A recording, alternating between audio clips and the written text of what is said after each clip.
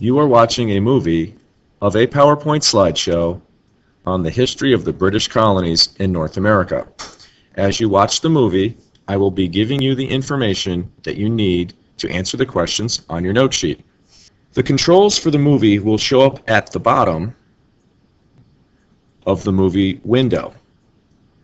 If you need time to write the answers on your sheet, press pause, like I'm doing now. You can use the slider bar to go back over parts of the movie that you need to have repeated. Very simple. As you can see, the bar disappears when you don't have your cursor on it. It will reappear when you do put the cursor on it, so you should be fine. Volume is over here to make it louder or softer as you need. Pay attention, fill out your note sheet. Station 6, the Southern Colonies. Jamestown was not the very first English settlement, but it was the first successful English settlement in the New World. There was a colony in Roanoke in North Carolina that failed, and all of the colonists disappeared. This is a map of the Jamestown colony. The colony itself was built on an island to protect it from the Native Americans. The river and the town were named James. James River, Jamestown, and that was for the King of England at the time that allowed them to go and do this colonization. The clip that you guys will see is a short introductory clip on the Jamestown colony that will get you better acquainted with what this was all about. The first English colony, Virginia, was founded in 1607 by members of the Virginia Company of London. Their story was in many ways typical of the early colonists, while in others it was not. The 104 men and boys who made the voyage to Virginia planned to search for gold and to try to find a new route to Asia. As the ships left England to cross the Atlantic, many of the passengers had worried about the long voyage that lay ahead of them. But by the spring, after 4.5 months at sea, they had safely reached the Chesapeake Bay in Virginia. After exploring, they found an island in a large river that flows into the bay and decided to build their settlement on it. First, they had to cut down trees, clear the land, and make wooden beams from which to build houses. They filled the spaces between the beams with woven branches and mud, a building method called daub and wattle. And they made thatched roofs from reeds that grew in the nearby swamps.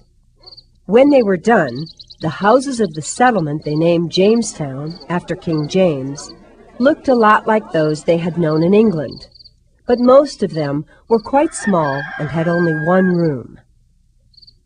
As time went by, the colonists also built barns where they could store supplies.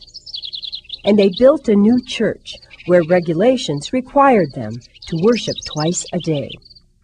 They even sharpened logs to make a wall all the way around the first English town, or fort as they called it, for protection against both hostile tribes of American Indians and from the Spanish soldiers that lived to the south in Florida.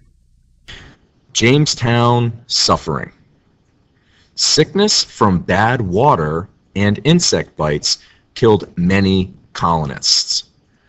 Most early colonists were from the gentleman's class in England, and they refused to do any manual labor like hunt, fish, or farm. Most of them starved to death.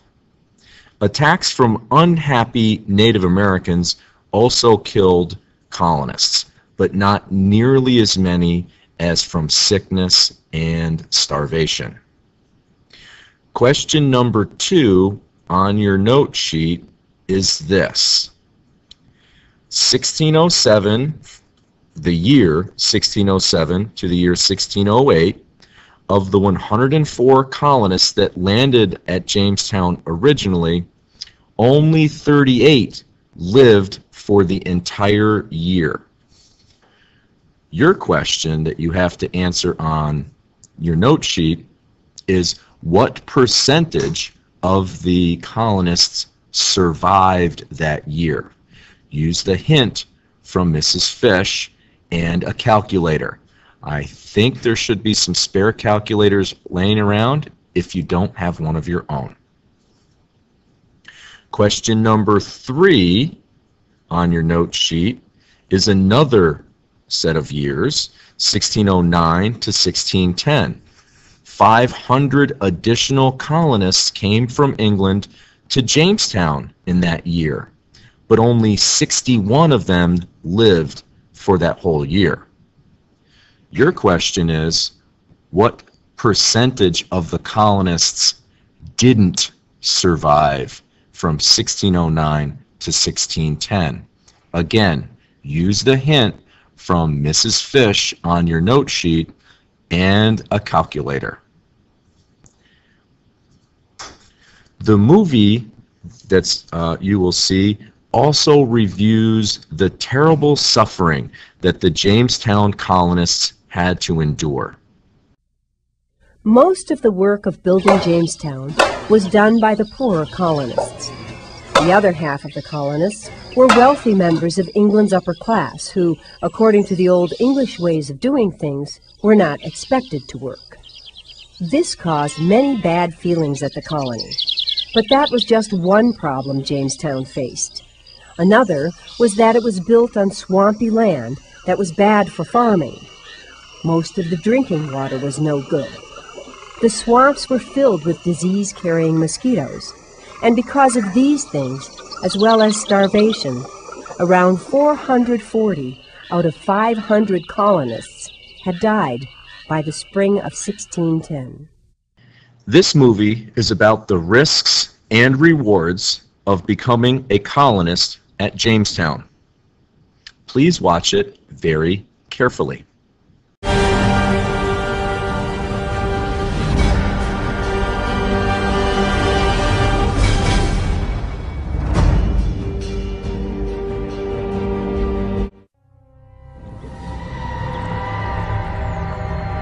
Shiploads of businessmen and true believers are crossing the Atlantic Ocean to create a new world. May 1610, 120 years after Columbus, it's still a perilous journey. One ship, the Deliverance, carries a cargo that will change America forever. On board is John Rolfe, a 24-year-old English farmer, ambitious, self-reliant, visionary, a born entrepreneur. What takes us 6 hours today by plane was then a voyage of more than 2 months.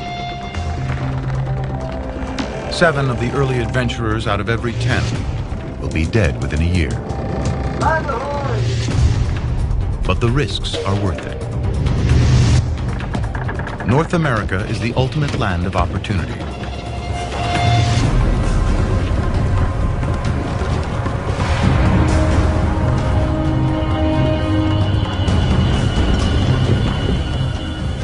A continent of vast, untapped wealth,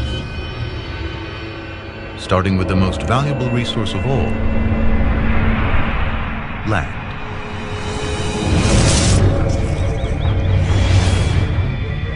What will be home to more than 300 million people lies under a blanket of forest covering nearly half the land, more than 50 billion trees.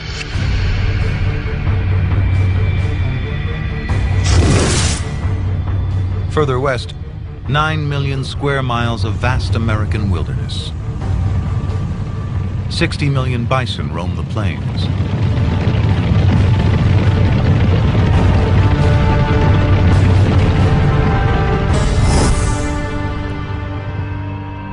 And underground, there are rumors of gems, silver, and the largest seams of gold in the world. The settlers expect nothing less than El Dorado.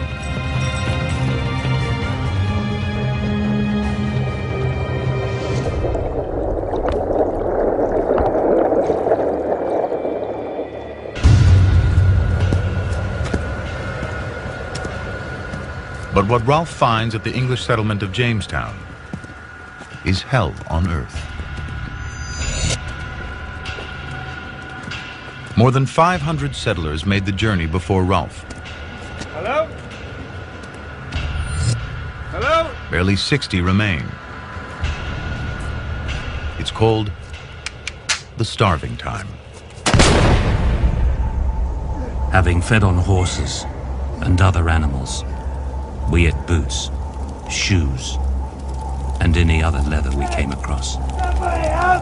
3 months before Ralph arrives, a man is burned at the stake for killing his pregnant wife and planning to eat her.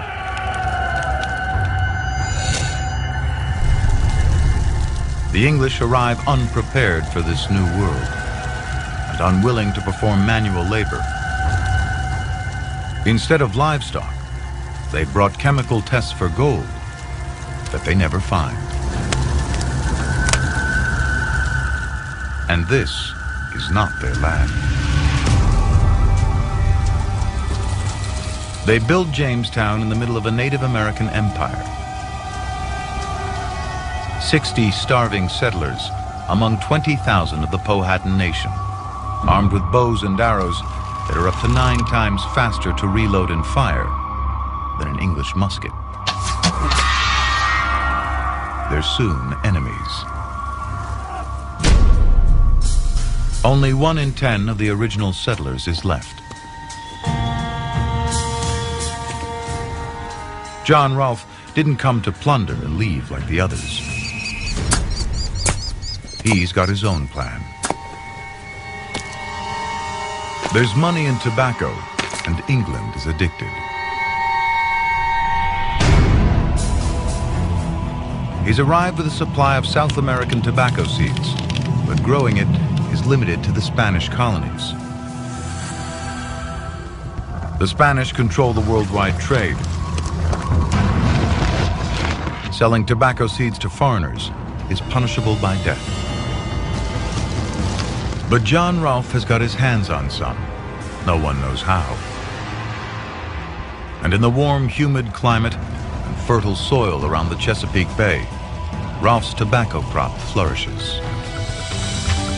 The first large harvest produced by these seeds is worth more than $1 million in today's money. The great strength of America is our people. If you want to know what is the defining strength of America, it is our people, our immigrant tradition, our bringing in cultures from all over the world. I know what goes into making success. And when somebody's really successful, it's rarely luck. It's talent, it's brain power, it's lots of other things. Rolfe marries the daughter of the king of the Powhatan Empire. Her name becomes legend, Pocahontas. In England, Rolfe makes her a celebrity when her face is put on a portrait that sells all over London, advertising life in the New World. Shakespeare mentions the colony. England's rich invest money here. All of London knows about this land of plenty.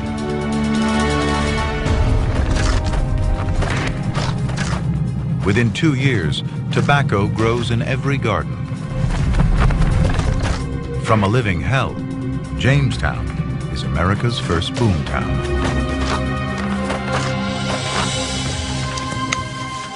Two years later, nearly 1,000 more settlers arrived, including 19 from West Africa. Slaves.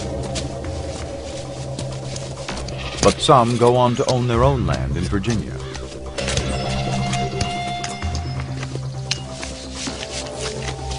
"12 years after the founding of Jamestown, Africans were playing a shaping role in the creation of the colonies.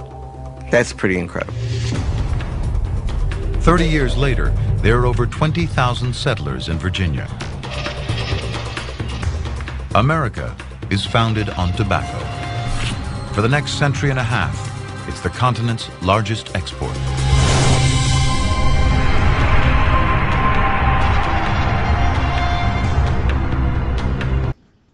This slide will help you answer question number 4 on your note sheet. Remember, democracy is rule by the people. The House of Burgesses.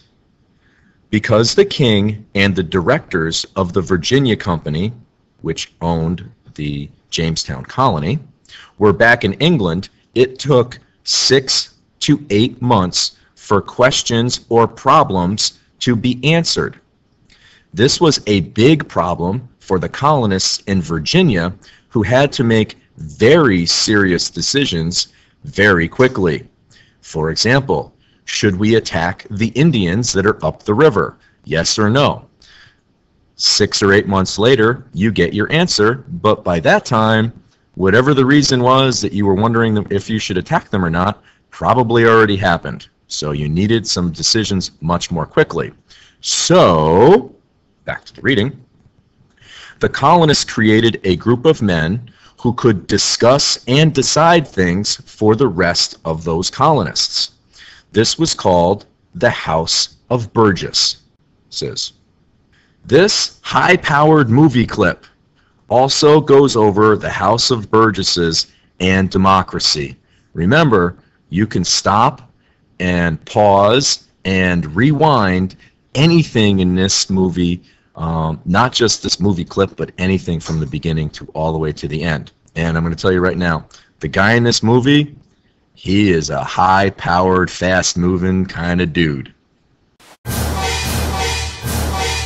So, in the beginning, guys, times aren't that good in Jamestown. In fact, they're not going to be good for a very long time. But in the beginning of the colony, there's a lot of disease and Native American attacks. Malaria, specifically, is a disease. And hunger, starvation. People are dying. Cats are eating dogs. It's not good. People are not lining up to come in. And if people aren't coming in, you can't really have exports and you can't kind of grow food and do the types of things that are going to make you a profitable colony. So, therefore, the Virginia Company sets up a great charter, which is basically kind of like a sales ad for the New World. And what it says is that if you get there, if you pay your own way, you get 50 acres of land, you get a voice in your new government. And that's what's going to be the House of Burgesses. And in 1619, that is set up.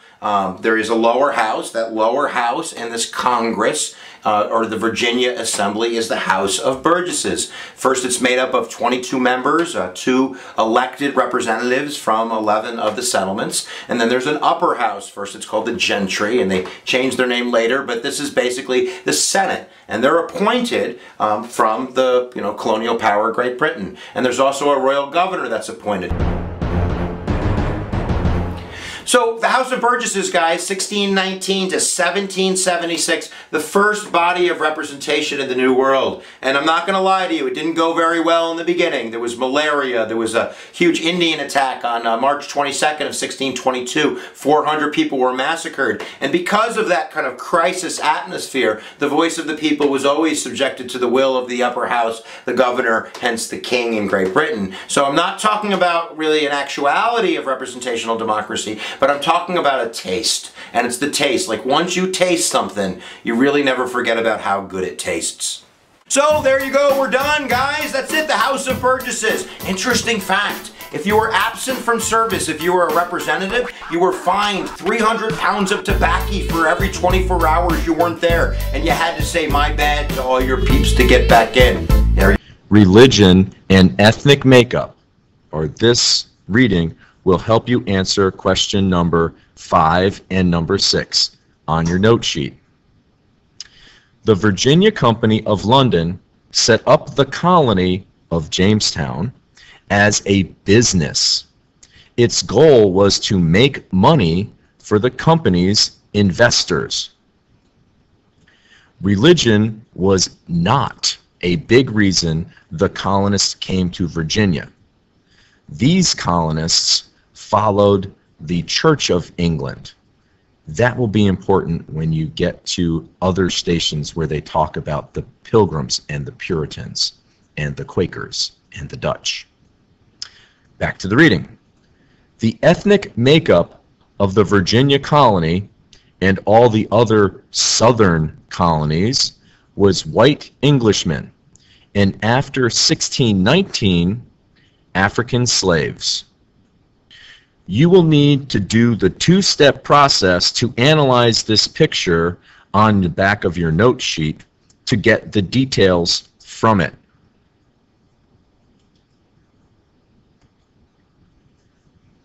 Step 1, cut the drawing into quarters. Do this on the copy of this picture that is on the back of your note sheet. You don't have to be exactly like what's on the screen here, but try to get it kind of close.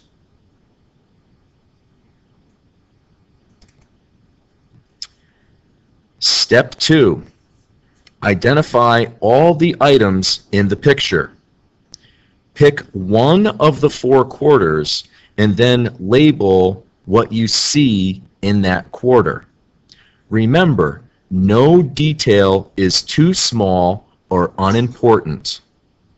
For example, what is this guy wearing? What has he got in his mouth? What's his facial expression? What's he got in his hands? What's he wearing on his chest area? What's he got for pants? What's he got on his legs?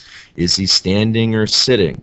What's he standing or sitting on? What's behind him? What's over the top of him? What's in the background? What's right in the front? Label all of these things, okay? Even if you label something over here and you see it again over here, label it twice or 3 times or 4 times. That's going to show you that it's there a lot, and if it's drawn a lot, that means it might be kind of important to the picture. Only after you cut the picture into quarters and you labeled everything, then you can answer the questions below 7, 8, and 9. Now remember, this is where the details come in. What about the clothes the white men are wearing shows that they are rich? They are rich. We know that. What about their clothes show that? Give me details. Number 8. What about the clothes that the slaves are wearing show that they are poor? We know that they're poor. They're slaves. They don't get any money. How do their clothes show that? Details, please. Number 9. In the drawing, how would the tobacco get to England? All right. Details. And this question is hard because the answer is not up in the front where you'd expect to see it. It's kind of hidden in the back. Pay attention to the details and it will become obvious. All right. Once you get all of the questions done on this note sheet, and remember, you can stop the movie at any time and use the slider bar to go back and rerun things and re-look at things and re-listen to things. Once you get everything completed, then what I need you to do is to study the note sheet, and when you are ready to take the quiz on this station, see me, Mr. Deserto. All right? I will give you the quiz on it. And you can put this paper in your maps and dittos section of your binder. Okay? Thank you very much, and have a good day.